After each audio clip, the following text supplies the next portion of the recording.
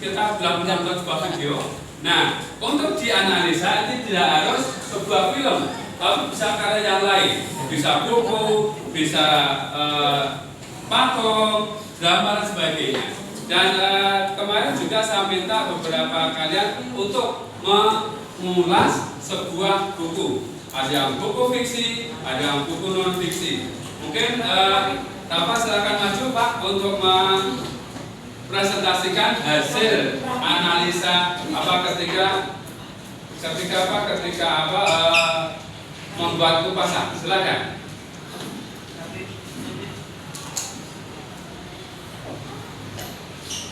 Assalamualaikum warahmatullahi wabarakatuh. Waalaikumsalam warahmatullahi wabarakatuh. Jadi di sini saya akan mempresentasikan tentang analisa yang saya dapat dari buku non-fiksi. Yang pertama judul buku Muhammadiyah yang ditulis oleh Rahmat Khairul Agus Eskom.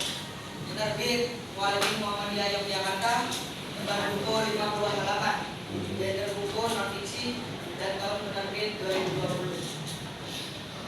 Analisisnya bab 1 menjelaskan tentang pengertian dan tujuan pendidikan Muhammadiyah. Yang kedua, pentingnya mempelajari pendidikan Muhammadiyah di sekolah Muhammadiyah. Lalu di bab 2 menjelaskan tentang pendiri Muhammadiyah, kondisi keagamaan Muhammadiyah sendiri, latar belakang pendiri Muhammadiyah dan sejarah pendiri Muhammadiyah. Dan bab terakhir atau bab 3 menjelaskan tentang pengetahuan Muhammadiyah. Evaluasinya, buku ini sangat bagus karena bahasanya mudah dipahami dan bisa menambah wawasan yang luas tentang Muhammadiyah. Dan rekomendasi, buku ini sangat cocok bagi para pelajar Muhammadiyah khususnya di kalangan SD dan SMP. Karena buku ini menjelaskan tentang dasar-dasar Muhammadiyah yang mudah dipahami dan mudah dipelajari.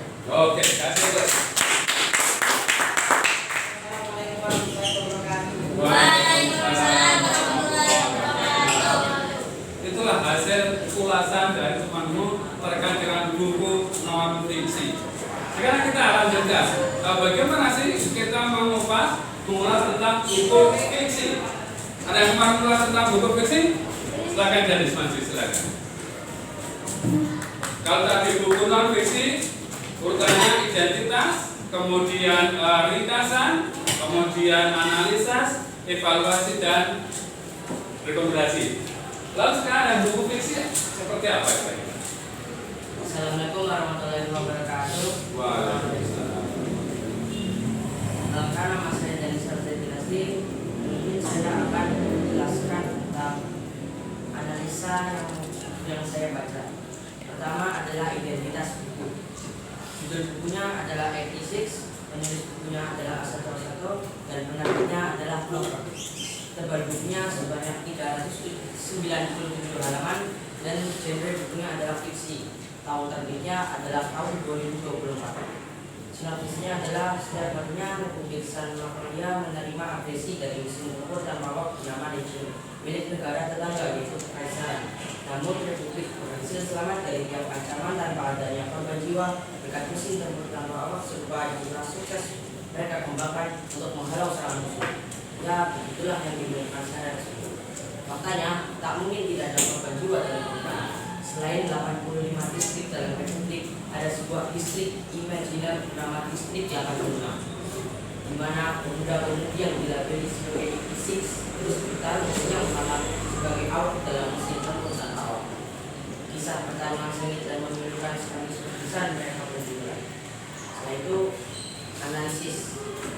Temanya adalah peperangan atau konflik. Tokohnya adalah Sinena dan wataknya adalah Sinta dan Rena adalah baik. Dasarnya adalah tempat distrik 86 waktu pagi, siang, sore, malam dan suasana menegangkan, mencekam dan merekam. Alurnya adalah alur sampai amanat yang bisa kita dapatkan adalah kita sebagai sesama manusia tidak boleh menindas orang yang berbeda. Jangan melakukan diskriminasi kepada sesama manusia. Kita harus saling tolong menolong. Evaluasinya adalah kadang ada penggunaan dalam pengejaan, lalu ketika mendeskripsikan sesuatu mungkin kurang jelas, tapi kelebihannya adalah ceritanya bagus, gambarnya dan gambarnya bagus dan menurutku rekomendasinya itu adalah cocok mungkin untuk umur 17 ke atas. Kenapa dari saya 17 ke atas?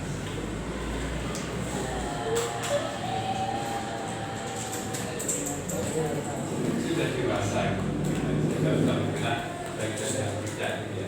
Oke, teman selanjutnya kita kasih bos.